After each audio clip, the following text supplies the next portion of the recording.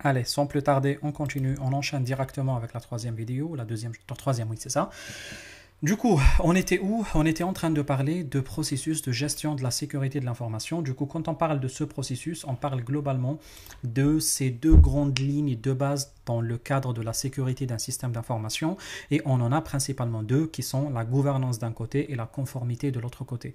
L'objectif, c'est d'avoir de côté gouvernance une politique de sécurité à mettre en place et de côté de conformité un service de résilience qui permet de valider la conformité justement avec la politique de sécurité réalisée de côté gouvernance. Du coup, je pense que je vais un peu dessiner ici. Du coup, on a dit que ça fait peut-être un processus, toujours le rouge par défaut, ça va me rendre fou ce rouge-là. Allez, on a dit toujours, on a un processus, je dessine mal de plus en plus. Allez, oh, toujours mal, c'est pas grave. On a dit, on a la gouvernance d'un côté et puis on aborde de l'autre côté ce qu'on appelle la conformité avec les règles définies dans le cadre de la gouvernance. Conformité, vous avez compris, c'est ça. Après, qu'est-ce qu'on peut avoir? On peut avoir ici, de côté de la gouvernance, la politique de sécurité à mettre en place, et puis de côté de la résilience, de la conformité, on parle justement des services de résilience, Du coup, quand on parle de la politique de sécurité, on parle de deux éléments aussi qui sont très importants, à la fois les rôles et les responsabilités. Ici, on va trouver quoi? On va trouver la gestion des risques et on va trouver l'architecture technique de sécurité. Et puis, de l'autre côté, on va trouver les guides de sécurité, les frameworks de sécurité. Et puis, on va trouver quoi? La classification des actifs, la gestion de la sécurité des opérations, etc. Du coup, tous ces éléments-là, c'est les éléments qui permettent de mettre en place la stratégie de sécurité et de nourrir cette stratégie. Par contre, dans le côté des services de résilience, on va trouver principalement les éléments qui vont nous permettre d'assurer cette résilience. À la fois la gestion de la continuité de service et puis la reprise après sinistre. Du coup, la continuité de service nous permet d'être certain que le service de sécurité est toujours là et toujours disponible via la formation, la conscience, la montée en conscience, la sensibilisation, etc. Et puis la reprise après sinistre via les matrices de sécurité, les matrices de reprise ou la gestion de reprise après sinistre qui soit faite efficacement. Du coup, cela se fait principalement par un process très important qui s'appelle le cycle d'identification des menaces ou les cycles des vulnérabilités. Parce que si on arrive à identifier la totalité des menaces dans les entreprises, on n'arrive pas comme ça, mais on arrive d'éléments à mettre en place, comme par exemple le cycle d'identification des menaces. Le cycle d'identification des menaces passe principalement. La première qui est l'identification de ces objectifs-là. Du coup, on identifie clairement, exactement quels sont les objectifs en matière de gestion de menaces et de vulnérabilités. Et puis, on identifie ce qu'on appelle les flux d'application.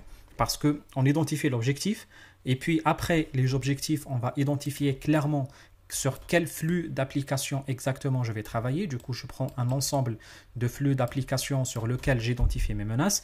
L'objectif sera d'étudier l'architecture détaillée de la fonction. C'est pour cette raison, si vous vous rappelez ce que je vous ai dit il y a 2 vidéos avant, que à chaque fois que vous maîtrisez le métier mieux, ça vous permettra de comprendre encore mieux le métier. Moi, ce que je vois sur le terrain d'habitude, les pseudo-experts de sécurité, ils travaillent toujours à côté des experts de la matière. Finalement, il va dire, moi, je ne connais pas l'application. Ben, pourtant, tu es expert sécurité applicative. Je sais pas, c'est un peu bizarre, quoi, quand même.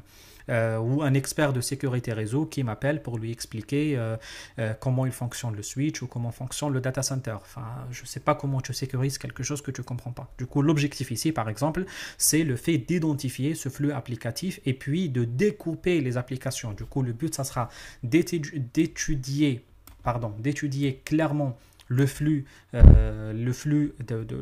d'étudier clairement l'architecture applicative et suite à cette étude de flux pardon, je perds les mots rapidement.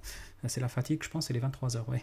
Du coup, le fait de cette étude détaillée de l'architecture applicative nous permettra de faciliter le découpage de l'application. Par exemple, si tu utilises un Citrix, pour utiliser un Citrix, on peut couper le flux en différentes parties. On a le flux de contrôle, on a le flux d'administration, le flux de data, on a les flux de base de données, etc., etc. Du coup, on peut chercher sur le net une architecture Citrix, une architecture bureau à distance, une architecture Microsoft Server, une architecture Active Directory, etc., etc. Le but, ça sera de découper. Du coup, une fois on découpe, on va identifier les menaces qui sont liées à chacune des parties qu'on a sorties. Et puis, suite à cela, qu'est-ce qu'on fait au final? Ça intervient à la phase finale qui est l'identification de la vulnérabilité associée à chacune des parties. Du coup, une fois cette identification est terminée, qu'est-ce qu'on fait? On revient sur l'identification des objectifs et le cycle tourne. C'est pour ça que généralement on le dessine comme ça sous format d'un cycle. On identifie les objectifs. Juste après, on va identifier les flux d'applicatifs, des applications. Juste après, on va découper les applications. Juste après, on va identifier les menaces. Et puis, on va identifier les vulnérabilités. Et puis, on va revenir à nouveau sur l'identification des objectifs pour travailler continuellement sur les aspects de sécurité de cette application-là. Et là, on peut parler également d'un autre élément important qui s'appelle Enterprise Information Security Architecture. C'est l'architecture sécurisée de l'information de l'entreprise. C'est comment on peut, et ça c'est très important en matière de sécurité, par exemple quand vous allez mettre en place une architecture réseau, une architecture système, peu importe quel type d'architecture vous pensez ou vous cherchez à mettre en place dans votre entreprise, généralement ce qu'on fait dans ce genre de situation, on demande dans un premier temps la mise en place de ce qu'on appelle l'architecture sécurisée de l'information de l'entreprise. C'est que, est-ce que cette architecture qu'on est sur le point de mettre en place répond exactement aux besoins, aux nécessités, aux problématiques, etc.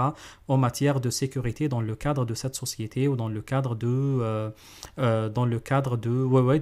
cette société, de cette filiale, de ce groupe, etc., etc. Du coup, vous avez compris au final, c'est un ensemble de besoins, c'est un ensemble de processus, c'est un ensemble de principes, c'est un ensemble de modèles qui permettent tous, que ce soit les besoins, les process, les principes, je dis quoi encore, les modèles, cet ensemble dans sa totalité permet de déterminer quelle est la structure et quel est le comportement exact des systèmes. Ça permet de déterminer, ça permet d'analyser l'organisation informationnelle d'un système, ça permet de superviser, de détecter le comportement d'un réseau, ça permet d'aider une organisation à détecter les problèmes de sécurité, ça permet de prioriser également les ressources primaires de l'entreprise. Quoi encore, ça peut permettre également la réévaluation des coûts de services de sécurité, l'analyse des procédures et l'identification des acteurs les plus importants. Et puis, ça permet surtout de faire l'élément le plus important, c'est ce qu'on appelle le risk assessment, ce qu'on appelle les évaluations de risque. Avant d'arriver jusqu'à le risk assessment et l'aborder en détail, on peut parler très rapidement de ce qu'on appelle le zoning de sécurité. Donc, on parle de l'architecture et on parle de la séparation architecturale. Quel est le zoning de sécurité? Du coup, si je vous demande de me concevoir une application, un réseau, enfin, je vais parler plus côté infrastructure. Du coup, tant qu'on parle infrastructure, on va parler côté réseau. Du coup, tant qu'on parle réseau, quels sont les éléments clés de votre réseau? Comment, si je vous donne une grande tarte qui s'appelle réseau, comment vous allez le couper en petits morceaux de telle sorte que vous respectez les politiques de sécurité? On appelle ça les zone-based firewall ou appelez-les comme vous souhaitez. Mais c'est l'ensemble de techniques qui vont vous permettre de séparer les différentes zones. Généralement, dans une entreprise, on peut avoir une zone interne qu'on peut appeler par exemple, on peut avoir une zone, allez, je vais utiliser peut-être la zone la plus célèbre, la plus connue, qui est la zone externe, qui est la zone Internet. Du coup, si on est dans une entreprise ici, on a l'accès Internet. Du coup, on a la zone externe qu'on appelle la zone Internet. Et puis, les gens qui viennent d'Internet, ils auront deux choix. Ou bien d'aller directement dans le réseau de l'entreprise, c'est ce qu'on appelle l'environnement de production de l'entreprise. Production. Sinon, on peut aller vers un environnement à côté qui est l'environnement de la DMZ. J'ai super mal dessiné ça. Comment je peux l'effacer? Je pense pas que j'ai la possibilité de l'effacer, c'est pas grave. Alors, je vais tourner de ce côté-là, je vais écrire la zone de la DMZ. La DMZ, c'est quoi?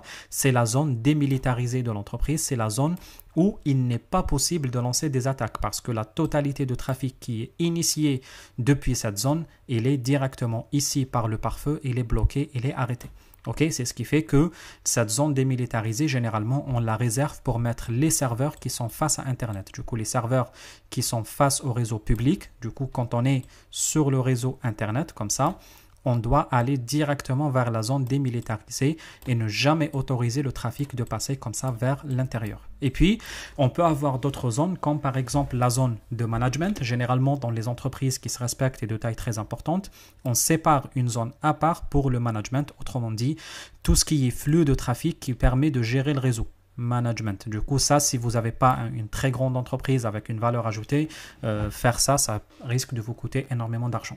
Et puis, vous avez la zone interne où les gens de l'entreprise peuvent intervenir pour travailler, par exemple. On appelle ça généralement la zone cloud privée, comme on peut l'appeler également la zone intranet. Du coup, au final, dans une entreprise, on peut avoir ce qu'on appelle le zoning de sécurité. Là, on n'a pas dessiné, mais on va le dessiner. C'est ce qu'on a appelé Internet. Du coup, en matière de zoning de sécurité, on a principalement 5 zones.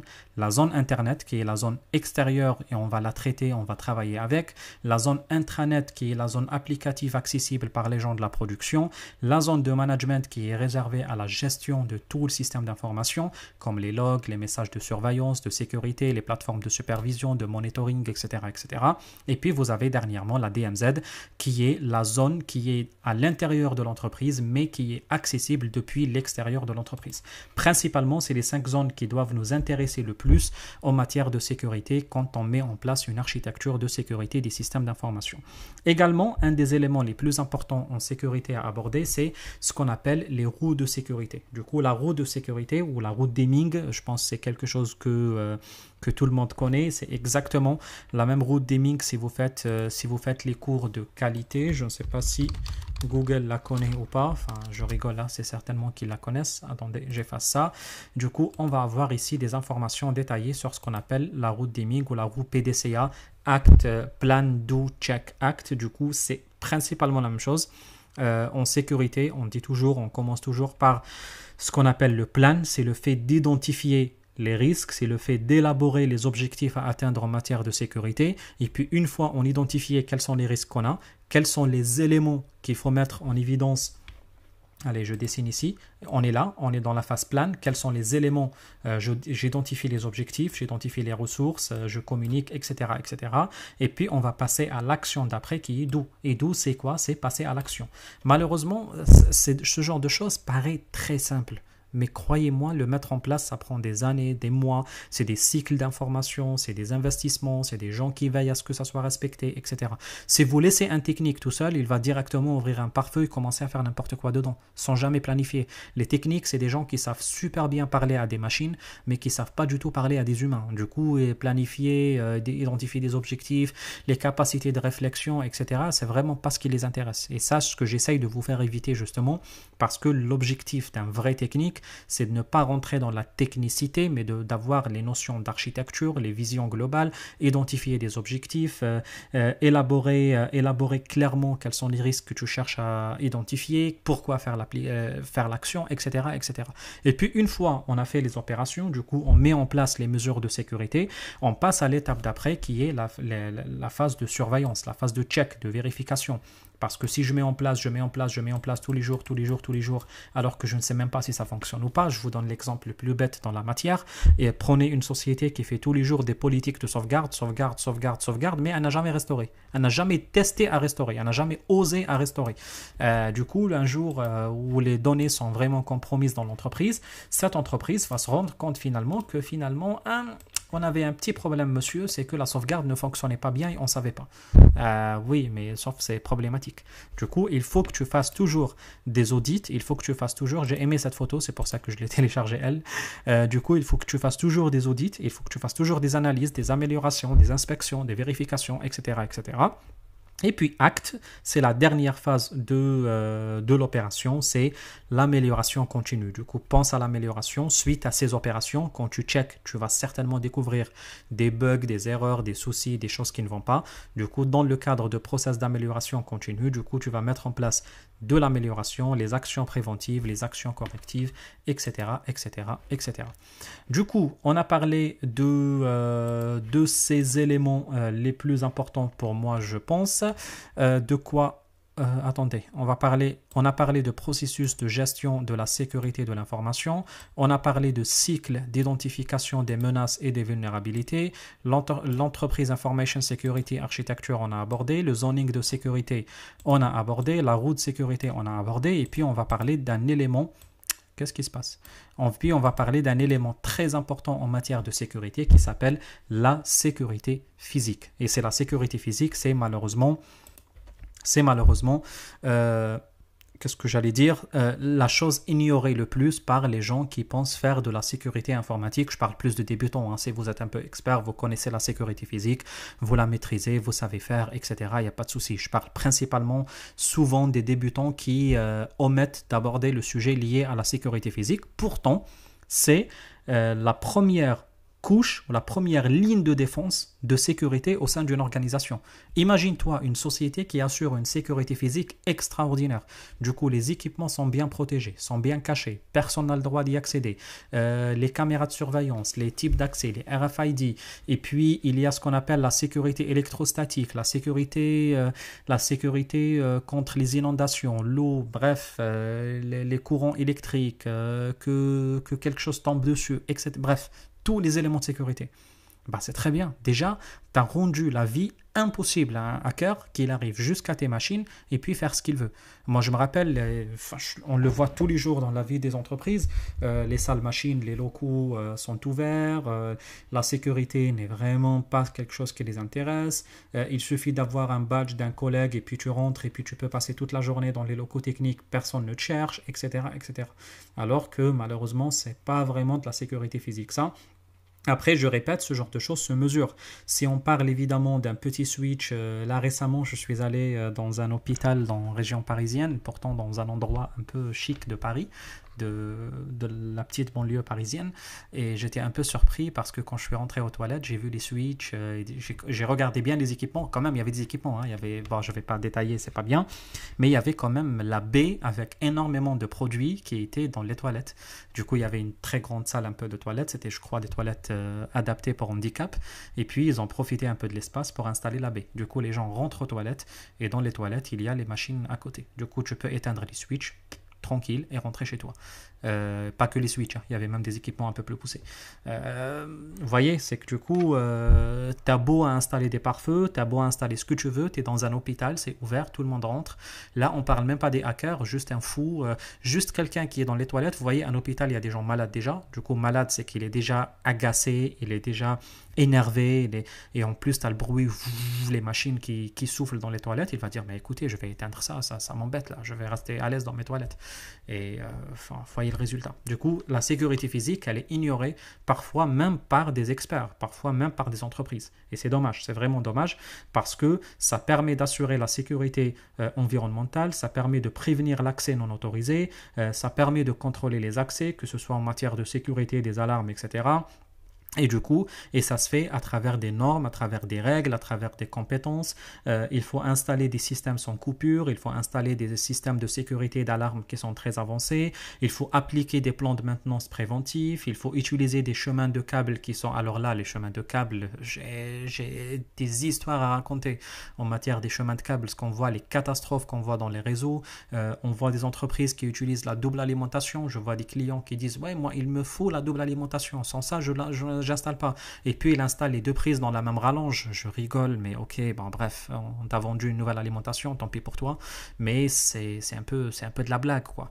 Et du coup, c'est comme ça, c'est des choses qu'on voit toujours dans la vie de tous les jours. Il faut contrôler les accès aux consoles des équipements, il faut appliquer les mots de passe, il faut appliquer les procédures de ce qu'on appelle les décharges électrostatiques, etc., etc. Et vous voyez que tous ces éléments de sécurité physique, ils sont loin, mais vraiment loin, très loin d'être respectés dans pas mal d'entreprises. Et là, tout ça, vous comprenez que les RSSI ou les responsables de sécurité, les CISO, les responsables de sécurité des systèmes d'information, ils ont même un mot à dire quant à la sécurité de l'immeuble, les caméras de surveillance, l'entrée par badge, on demande une pièce d'identité, etc. Ça fait partie de la sécurité physique et ça fait partie de la sécurité des systèmes d'information derrière, parce que toute personne étrangère qui rentre à l'entreprise, c'est une menace potentielle. Il faut la traiter comme il faut. Et j'ai eu la chance de voir un data center qui se respecte, d'un grand groupe de distribution français. Du coup, je vous avoue, c'est quand même de l'investissement, hein. Je pense à un projet qui a coûté entre 3 et 5 millions. Je ne me rappelle plus la somme exacte, je crois. Ouais, on m'a dit ça déjà. On m'a dit entre 3 et 5 millions, une somme estimative. Et ça, on parle juste de la partie électrique, de la partie chemin de câble, installation physique, les éléments de sécurité, les caméras, les emplacements, etc. Et vous voyez que c'est des projets en soi. À chaque fois, après, bon, à chaque fois que l'entreprise est de taille plus importante, bien sûr, évidemment, ça deviendra encore plus compliqué. Et plus important, j'ai envie de dire, à gérer cette partie de sécurité physique. Et cette partie de sécurité physique nous conduit également à parler d'un autre élément parce que, bon, que ce soit la route sécurité, la sécurité physique, le zoning de sécurité, peut nous conduire à parler d'un autre élément très important parce qu'au final, si on met tout ça en place, c'est pour éviter quelque chose de très important qui s'appelle les incidents. Sauf que les incidents, malheureusement, arrivent dans tous les cas parce que il n'y a aucun travail qui est parfait. Une sécurité parfaite veut dire personne n'accède à rien du tout. Ça, c'est de la sécurité parfaite. C'est pour ça qu'on appelle ça le risque zéro. Et le risque zéro, malheureusement, ne peut pas exister. C'est pas parce qu'on n'a pas envie, mais si tu fais un risque zéro, c'est que tout simplement, personne n'accède à rien du tout. Du coup, si tu veux que personne ne vole ton compte Instagram, la solution est très simple. Ne fais pas de compte Instagram. Du coup, tu n'auras pas de compte à voler. Ok, c'est un peu ça la sécurité zéro, ou le risque zéro, pardon, la sécurité 100, la sécurité à 100%. C'est pour cette raison que quand on parle de la gestion des incidents, on parle d'un élément très important. Parce que si tu as une politique de sécurité très importante, des éléments, des stratégies, des gouvernances qui sont très importants, très complets, très cohérents, en plus de cela, une gestion des incidents qui est solide, normalement et théoriquement et logiquement, il n'y a aucune raison que tu tombes dans des problèmes de sécurité, quel que soit le problème de sécurité dans lequel tu risques de tomber. Du coup, c'est quoi la gestion des incidents? C'est ni plus ni moins que le processus qui permet d'identifier, ça permet d'analyser, ça permet de prioriser, ça permet de résoudre tous les incidents de sécurité. Il permet de restaurer le fonctionnement normal des services dans les meilleurs délais possibles et de se protéger contre le même incident dans le futur. Du coup, c'était des éléments que vous voyez qui sont quand même très importants et qui permettent surtout de faire en sorte que l'entreprise soit toujours disponible, les services de l'entreprise soient toujours à disposition, même en cas d'incident. Du coup, comment se fait généralement les processus de gestion d'incidents? Comme vous avez dû voir dans la première vidéo, c'est tous des cycles de certification, c'est tous des cycles de formation complets avec des outils, des moyens, des logiciels, des fonctionnalités, des politiques, des étapes, etc. On peut parler par exemple des préparations des plans de ce qu'on appelle les plans de RDP. C'est ce qu'on appelle la détection et l'analyse. Il faut travailler sur la clarification et la priorisation des éléments de gestion. Il faut parler de la notification qui soit excellente, une gestion de log, du forensique, de l'éradication de problèmes ou de la menace. Et puis, il faut parler aussi des activités post-incident qui sont des éléments très importants en matière de sécurité parce qu'ils peuvent nous permettre d'éviter que ce problème soit rencontré dans le futur. Et quelles sont les responsabilités des équipes justement qui sont responsables aux réponses aux incidents? C'est énormément de choses. Avoir l'approche proactive, c'est préciser un point de contact spécifique, donner des réponses efficaces en suivant un processus précis avec des procédures. On peut parler également de fait d'effectuer les procédures de contrôle afin de minimiser les dommages à rencontrer, assumer l'amélioration continue de service, identifier et tracer les sources d'incidents, et puis surtout le fait de respecter les lois et respecter les procédures en vigueur, ce qui permettra certainement d'éviter énormément de soucis là-dessus. Et tous ces éléments, c'était des éléments clés, des éléments importants. Si vous vous rappelez ce qu'on était en train de dire il y a quelques instants en parlant des architectures de sécurité ou les architectures sécurisées de l'information de l'entreprise, on a dit que tous ces éléments d'architecture, de gestion des incidents, etc., nous permettent d'effectuer au final une ce qu'on appelle un risk assessment complet, ou ce qu'on appelle en français l'évaluation des vulnérabilités, ou vulnerability assessment, pardon, pas risk assessment, je ne sais pas ce que j'ai dit d'ailleurs, vulnerability assessment, c'est ce qu'on appelle l'évaluation des vulnérabilités. Du coup, la vulnerability assessment, c'est un des éléments clés de la sécurité, c'est un des éléments clés de la cybersécurité, c'est un des pionniers de la cybersécurité. Ça permet ou ça consiste à examiner la capacité d'un système, d'une application ou d'un réseau, incluant les procédures, incluant tous les contrôles de sécurité.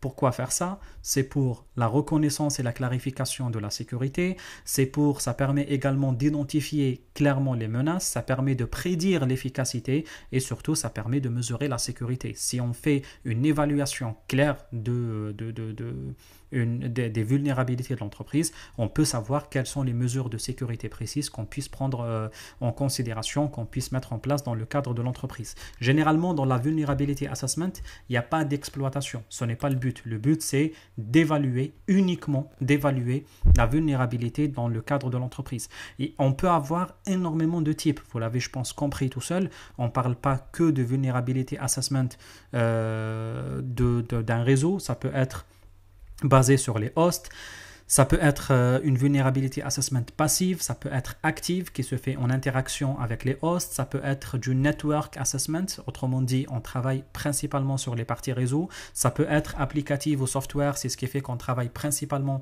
sur les parties liées aux applications, sites web, bases de données, etc. Ça peut être lié par exemple au réseau sans fil de l'entreprise, etc., etc.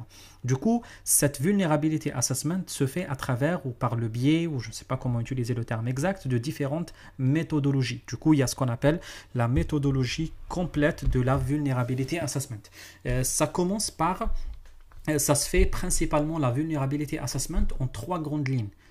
L'acquisition, l'identification, et puis derrière, on parle de l'analyse. Après, on peut parler à l'évaluation et le reporting qui complète pratiquement toute la liste. Du coup, quand on parle de la liste des méthodologies de vulnerability assessment, comme je vous ai dit, on parle de l'acquisition. Du coup, dans cette phase, on va collecter les documents, on va identifier les règles, les lois, les procédures, on va identifier les documents, on va chercher l'historique des vulnérabilités rencontrées, et puis on va passer à l'identification. Dans cette étape d'identification, on va préparer des questionnaires sur les informations techniques et les standards de l'entreprise. Le but, c'est d'avoir des informations très précises sur les vulnérabilités qu'on est sur le point d'identifier. Et pour l'avoir, il n'y a pas mieux que les gens qui utilisent tous les jours ces applications, ces réseaux, etc. pour essayer de récupérer tous les détails nécessaires. Par exemple, si vous travaillez dans un cadre applicatif, vous êtes obligé de faire contact direct avec ceux qu'on appelle les application owners, par exemple. Après, on passe à l'étape, on va commencer, je vous ai parlé de 3 étapes et je confonds un peu, désolé, comme je vous ai dit. Les 3 étapes réelles, ça commence là, c'est l'analyse, l'évaluation et le reporting. Les 2 premières, c'est un peu les phases préliminaires ou les phases de préparation de la vulnerability assessment. Du coup, quand on parle de l'analyse, on parle de l'analyse des questionnaires. Du coup, on commence à analyser, comprendre très bien le fonctionnement applicatif, analyser quels sont les risques et les menaces liées au fonctionnement de ces applications, au fonctionnement de ces outils, l'analyse des contrôles de sécurité et puis l'analyse de l'efficacité de la politique de sécurité qui a été mise en place. Vous voyez qu'on analyse la totalité, la donnée, les menaces, la sécu, la politique, etc., etc. Et puis on arrive à la phase d'après qui est la phase de l'évaluation, dans laquelle on va déterminer la proactivité et l'exploitation de la vulnérabilité de sécurité, On va identifier les besoins et prendre les mesures et puis on va effectuer les mises à jour nécessaires qui vont permettre de faire face à cette vulnérabilité. Et puis, la dernière phase, logique, quand on termine n'importe quel projet, on rédige ce qu'on appelle le compte rendu, le CR ou le rapport, ou ce qu'on appelle la phase de reporting. Du coup, dans cette phase, on prépare un rapport et on définit quels sont les termes, quelles sont les définitions, quelles sont les informations collectées, et puis quelles sont les best practices à mettre en place pour gérer ces vulnérabilités ou faire face ou les fermer, etc., etc. Et puis on parle vous allez peut-être me dire comment on va pouvoir récupérer toutes les vulnérabilités qui existent sur toutes les applications, sur les outils, etc. C'est une très bonne question si vous la posez, je ne sais pas si vous l'avez posée d'ailleurs. Il y a des sites sur Internet, par exemple, qui vous permettent de le faire. Du coup, c'est pour cette raison d'ailleurs qu'on fait appel à des experts de sécurité, on fait appel également à des à des référentiels, des normes, des entreprises, etc., qui peuvent nous aider. Par exemple, EC Concile, on est en train de parler de ces normes et de ces méthodes. Ils ont, par exemple, ce qu'on appelle le Code Red Center. Ça fait partie des services de ces conciles et qui permettent de récupérer toutes les informations liées aux vulnérabilités détectées, découvertes par le EC Concile. Si vous travaillez dans l'environnement de Microsoft, il n'y a pas de souci, c'est Microsoft qui s'occupe de tout pour vous, enfin, s'occupe de tout, vous détecte les vulnérabilités via ce qu'on appelle la MSVR, MS comme Microsoft, Vulnerability Research, c'est les recherches, le Microsoft recherche de vulnérabilité, si je le traduis comme ça en français directement. Et puis il y a ce qu'on appelle la Security Magazine, il y a ce qu'on appelle le Hacker Journals, le SC Magazine, enfin je vous ai mis d'ailleurs, je ne sais pas pourquoi je peine à les chercher, ils sont là déjà. Du coup, et je vous ai mis une photo que j'ai récupérée de manuel de la CEH. Et dans cette photo-là, vous allez trouver quand même quelques informations plus ou moins pratiques en matière de sites internet qui peuvent vous offrir ce genre de solutions en matière de sécurité. Alors, on va parler maintenant de la chose la plus importante de ce chapitre, après toutes ces introductions, c'est ce qu'on appelle le test de pénétration. Du coup, c'est quoi le test de pénétration? Ce qu'on appelle en anglais le pentesting. Il est plus connu par cette terminologie, le pentesting. Je change juste de place comme ça, c'est mieux. Alors, le pentesting, c'est quoi? Il s'agit tout simplement, ni plus ni moins, de la simulation d'une attaque qui évalue le niveau de sécurité d'un système ou d'un réseau. Du coup, le résultat de ce test de pénétration permet principalement d'analyser ou de prendre les mesures, permet d'analyser les mesures de sécurité de l'entreprise. Du coup, l'objectif, je vais le vulgariser et le dire d'une façon plus simple, c'est le fait de se faire attaquer par l'entreprise carrément. Et puis, le but, c'est de voir est-ce que l'entreprise est prête à répondre en matière de sécurité, est-ce que l'entreprise a les moyens nécessaires pour répondre à ce genre d'attaque. C'est un peu ça l'objectif de test de pénétration. Du coup, le test s'effectue suite au Vulnerability Assessment, justement. Vous voyez qu'il y a un enchaînement logique derrière ce qu'on est en train de dire. On commence par faire des audits de sécurité. Le but de faire les audits, c'est de vérifier le niveau de réponse de la politique de sécurité par rapport aux standards, aux différents standards. Et puis, on se dit, peut-être il y a des vulnérabilités, peut-être il y a des soucis. Alors, qu'est-ce qu'on va dire? On va se focaliser sur la découverte de vulnérabilités au sein d'un système d'information. Et puis, une fois les vulnérabilités détectées, on va essayer de les exploiter. Comment on les exploite? Par ce qu'on appelle les tests de pénétration, ce qu'on appelle les pentesting. Du coup, si je le dessine globalement comme ça en 3 étapes, on a l'audit comme première étape. On passe après à quoi? À la deuxième étape qui est la vulnerability assessment. Et puis, une fois la vulnerability assessment terminée, on récupère tout via ce qu'on appelle le pen testing. Et du coup, le pen testing, c'est le process qui permet de lancer l'attaque carrément. Ok, du coup, oups, j'enlève ça. Du coup, on était en train de parler de pen testing. Du coup, le pen testing, pour une entreprise, c'est très bénéfique. Ça permet d'identifier les menaces, ça permet de voir les retours sur investissement de sécurité, ça permet de déterminer les politiques, les procédures, les architectures, est-ce qu'on est cohérent, est-ce qu'on ne l'est pas, etc. Ça permet de rentrer dans le cadre de l'amélioration continue, ce qu'on appelait il y a quelques instants la PDCA, le Plan Do Check Act. Ça permet de focaliser sur les vulnérabilités les plus critiques et puis surtout de faire des contrôles avancés de la sécurité. Du coup, comment se fait dans la vie réelle et concrètement? Se fait par l'élaboration de 2 équipes. C'est ce qu'on appelle les Blue Team, les Blue Teaming et les Red Teaming. L'objectif de ces 2 équipes, l'équipe bleue et l'équipe rouge, si on le traduit comme ça directement. Du coup, l'équipe bleue, c'est une équipe qui a accès à toutes les ressources de l'organisation et qui peut détecter les activités des Red Team. Du coup, l'objectif, ça sera de monter ce scénario comme ça. Le fait de pouvoir anticiper des attaques réelles, ce qu'on appelle les Security Responders. C'est les gens qui répondent en matière de sécurité, en matière de menaces de sécurité. L'équipe Red Team, contrairement à l'équipe de Blue Team, c'est l'équipe qui essaye de faire des tests de pénétration sans avoir accès aux ressources de l'organisation. Du coup, son but principal, c'est de détecter le niveau de sécurité et les vulnérabilités qui sont exploitables dans le cadre de l'entreprise. Du coup, quels sont les types de tests de pénétration? C'est différent aussi. Là aussi, Concil ne définit plusieurs scénarios de tests. Il y a ce qu'on appelle les black box, c'est les noirs. Et les attaquants noirs ou les black box, c'est les attaquants qui ne disposent pas d'informations sur l'infrastructure qu'ils vont attaquer. Du coup, c'est vraiment, on va simuler comme si vous êtes des gens qui êtes totalement externes, sans des outils de l'entreprise. Qu'est-ce que vous êtes prêt à faire à l'entreprise? Est-ce que l'entreprise est super bien protégée contre ceux qui essayent d'accéder aux ressources de l'entreprise depuis l'extérieur? Et puis derrière, il y a ce qu'on appelle les white box, qui sont totalement le contraire. C'est que dans ce genre de situation, les attaquants ou les hackers vont disposer de toutes les ressources de l'infrastructure. On se prépare généralement dans ce genre de situation à des attaques qui viennent de l'intérieur. On a eu un espion qui a réussi à infiltrer l'entreprise ou des choses comme ça. Et puis on a ce qu'on appelle les grey box, c'est les attaquants qui disposent des informations, mais c'est des informations qui sont plutôt limitées. Alors, pour faire des attaques, des tests de pénétration, des attaques carrément sur une entreprise, on passe généralement par 3 étapes majeures.